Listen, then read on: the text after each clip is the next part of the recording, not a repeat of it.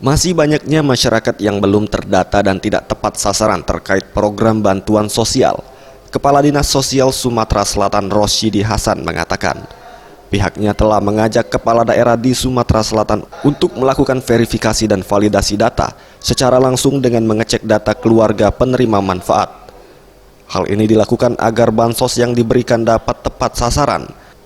Dengan melibatkan pihak kepolisian serta penempelan stiker yang dilakukan, akan memperketat proses verifikasi, sehingga bagi yang dianggap sudah mampu dan sejahtera dapat keluar dari program ini.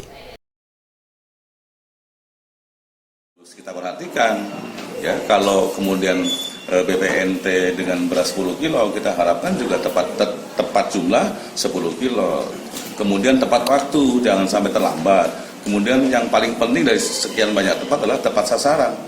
Jangan sampai kemudian sasarannya tidak jelas, sehingga KPM yang semestinya harus mendapatkan bantuan, kalau nggak tepat sasaran, maka kemudian tidak mendapatkan bantuan.